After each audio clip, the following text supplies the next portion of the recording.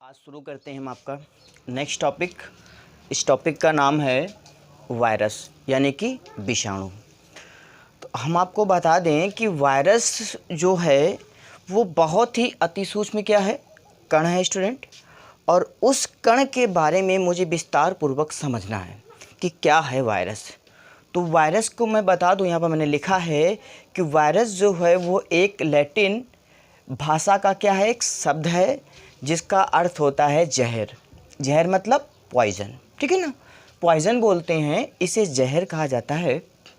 विषाणु शब्द का प्रयोग सर्वप्रथम मैं बता दूं वैज्ञानिक लुई पाश्चर ने किया था। विषाणु शब्द का प्रयोग किया था वैज्ञानिक लुई पाश्चर ने किया था। और जो विषाणु होता है स्टूडेंट, वो बहुत ही अति सूक्ष्म दर्शी के द्वारा अति सूक्ष्म होता है। इसीलिए लुई पाश्चर ने सूक्ष्मदर्शी आकोशिकी संक्रमित कण के रूप में उसका क्या किया, उसको देखा, उसको शब्द दिया कि ये एक प्रकार का वायरस है।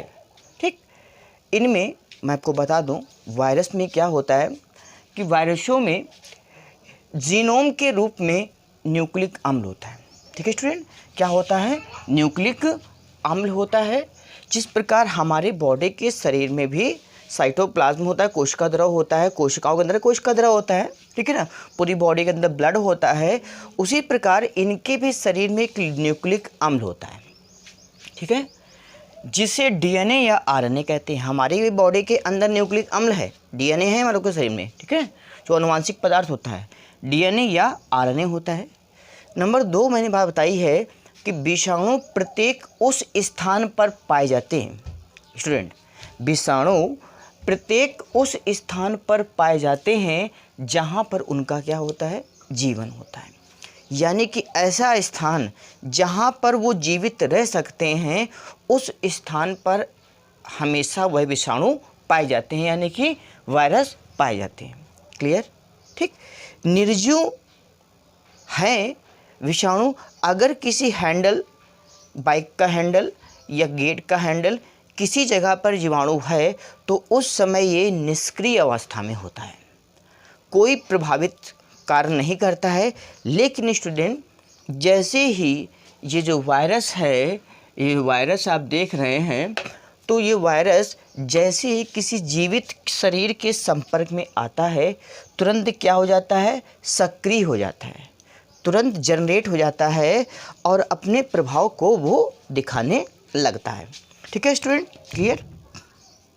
ठीक है, आगे देखिए।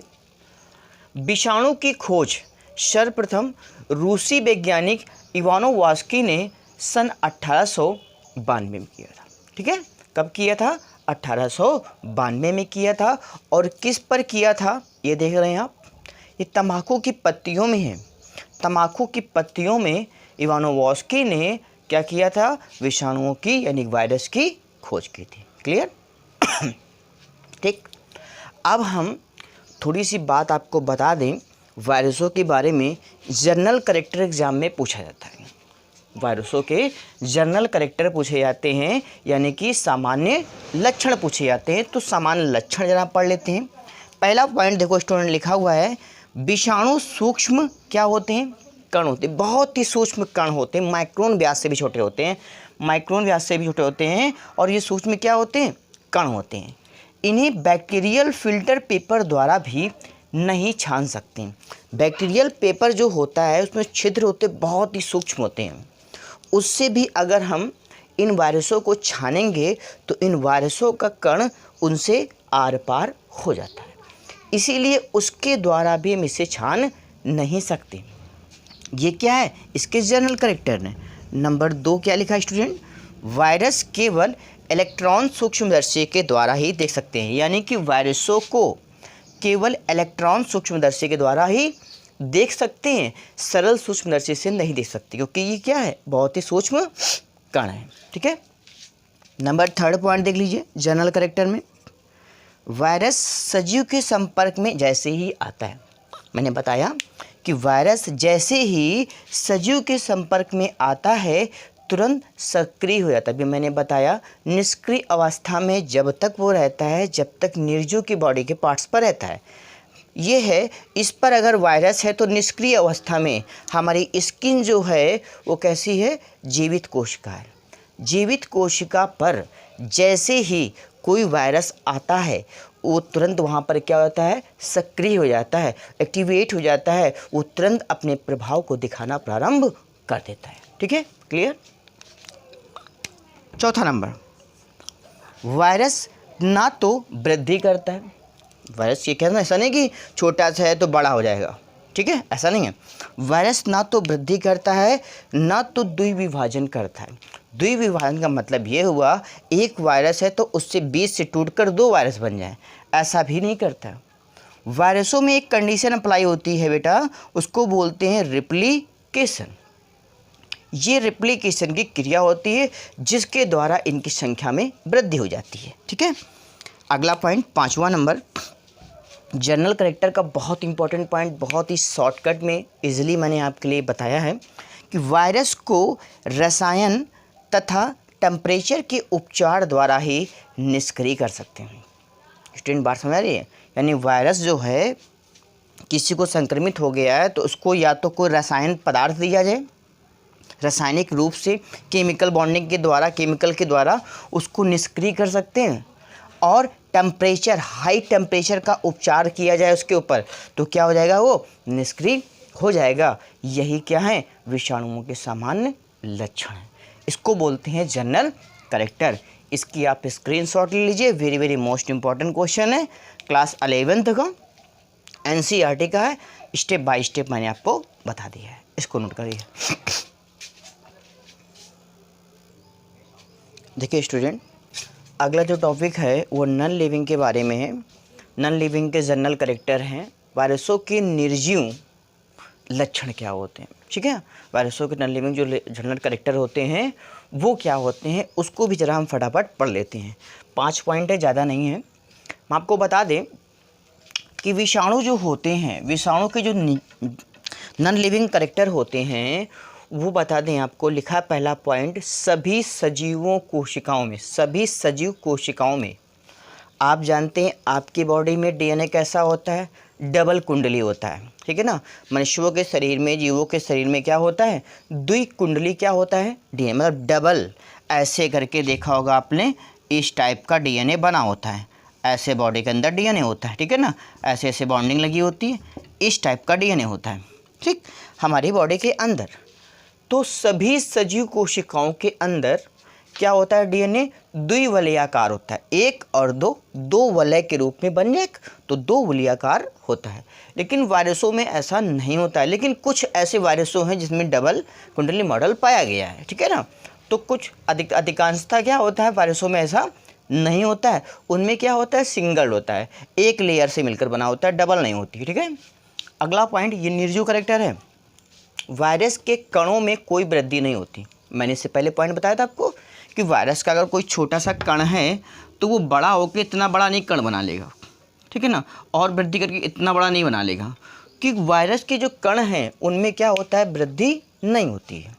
Virus, number 3rd point, virus में सेल वॉल नहीं होती, कोशिका भित्ति नहीं पाई जाती। क्या नहीं पाई जाती है, कोशिका भित्ति नहीं पाई जाती है, और कोशिका भित्ति नहीं पाई जाती है और साइटोप्लाज्म भी नहीं होगा, क्योंकि कोशिका है नहीं, वायरस कोशिकाएं ही नहीं हैं, तो साइटोप्लाज्म में कहाँ से होगा, साइटोप्लाज्म नहीं होगा। साइटोप्लाज्म किस में होता है, जीवित कोशिकाओं में, और ये क्या है, एक निर्जीव के रूप में है, बहुत ही सूक्ष्म कण है, इसलिए साइटोप्लाज्म इसमें नहीं होता। ठीक है, वायरस के कणों को, वायरस इतना छोटा है, बहुत महीन महीन, ये तो बोर्ड में आपको महीन महीन कण दिख भी रहे होंगे, इतना सूक्ष्म होता है कि इलेक्ट्रॉन्स जब तक आप नहीं देखेंगे तब तक आप उन कणों को देख नहीं सकते।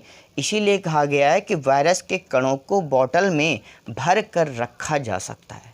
छोटे छोटे कण हैं, भर कर रख सकते हैं। वुहान में देखा है, वुहान की अभी चल रहा है केस, तो वुहान में भी ऐसे कुछ वायरस उन्होंने भर के रखा था। ठीक है, वायरस सजीव कोशिका के अंदर पहुंचने पर ही सक्रिय होते हैं। अभी मैंने इससे पहले पॉइंट बताया आपको कि वायरस हमेशा क्या होते हैं, जैसे ही जीवित सेल्स पर आते हैं, जीवित कोशिका पर आते हैं, तुरंत अपना प्रभाव चालू कर देते, एक्टिवेट हो जाते हैं वहाँ पर।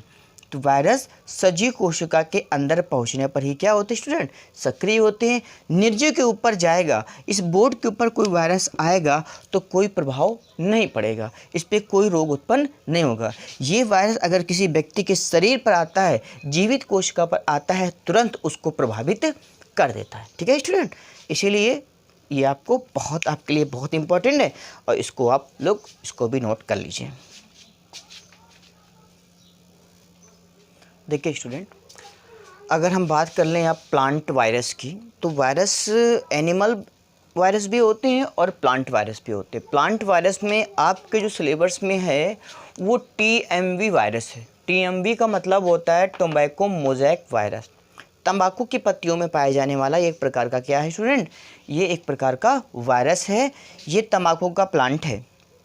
इस तंबाकू के प्लांट में जो वायरस पाया जाता है उसको बोलते हैं TMV वायरस, यानी कि टोबैको मोज़ेक वायरस। ये क्या करता है, ये तंबाकू की पत्तियों में क्या करता है, एक चितकबरी धब्बे का निर्माण करता है। चितकबरी धब्बे के रूप में पाया जाता है। देखा होगा पत्तियां क्या होती, चितकबरे के रूप में चितकबरा धब्बे धब्बे पड़ जाती है, पीली पीली पड़ जाती है, धब्बे धब्बे निशान बन जाते हैं। तो वो जो वायरस होता है वो टोबैको मोज़ेक वायरस होता है। अर्थात कहने का तात्पर्य ये है कि वैज्ञानिक इस वायरस की खोज सबसे पहले इवानोवस्की ने सन 1892 में किया था। फिर उसके बाद वैज्ञानिक स्टैने मिलर आए, उन्होंने क्रिस्टल के रूप में इसे प्राप्त किया। कब, 1935 में।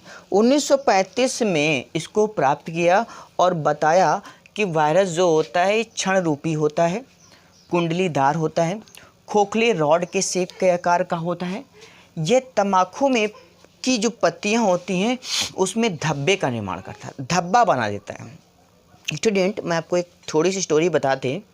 इवानोवस्की जो थे, उसके बाद जो स्टैने मिलर आए, उन्होंने क्या किया, उन्होंने तंबाकू के प्लांट को देखा। तंबाकू का ये प्लांट है, तंबाकू के प्लांट को देखा। देखने के बाद ये दिखाई पड़ा कि उनकी जो लीव्स है, उनकी जो पत्तियां हैं, यानी कि जो पत्तियां हैं उन पत्तियों पर, ठीक है स्टूडेंट, उन पत्तियों पर कुछ क्या पाए जा रहे थे, धब्बे पाए जा रहे थे। ऐसे ऐसे करके कुछ धब्बे पाए जा रहे थे। उन धब्बों को जब ध्यान से देखा तो उन्हें लगा कि शायद हो सकता है ये एक प्रकार का बैक्टीरिया हो, लेकिन उस समय वायरस का कोई नामो निशान नहीं था। सब बैक्टीरिया के बारे में ही जानते थे, तो उन्हें लगा हो सकता है बैक्टीरिया हो। लेकिन वहीं पर लगे हुए अन्य एक पुष्प पौधा जो एक और भी था, और कोई स्वस्थ पौधा भी था, उस स्वस्थ पौधों को देखा तो उस पर ऐसे धब्बे नहीं थे। उन्होंने क्या किया, इस इन्फेक्टेड जो लीव्स थी टोबैको मोज़ेक, यानी कि तंबाकू की पत्ती जो थी इन्फेक्टेड थी, उसको क्या किया, तोड़ लिया। तोड़ने के बाद उसका क्या बनाया, उसका जूस निकाल लिया। उसका जूस निकाल लिया। उसके बाद वो वहाँ पर गए और जाने के बाद क्या किया, जो उस खेत में बिल्कुल स्वस्थ पौधा था, बिल्कुल जो कैसा पौधा था, स्वस्थ पौधा था, उस स्वस्थ पौधों की पत्तियों पर क्या किया, उस जूस को डाल दिया। जूस को डाल दिया। जूस को डालने के बाद उन्होंने अगले दिन जब वो गए तो उन्होंने देखा जो स्वस्थ पौधा था, जो स्वस्थ पौधा था स्टूडेंट, उस पौधों की पत्तियों पर भी कुछ चितकबरी क्या मिल गए, धब्बे का निर्माण हो गया। चितकबरी धब्बे पड़ गए। उन्होंने फिर ये गेस किया कि कोई ऐसा सूक्ष्म कण है जो बैक्टीरिया से भी बहुत ही क्या है, छोटा है, और ये एक प्रकार का रोग फैला रहा है।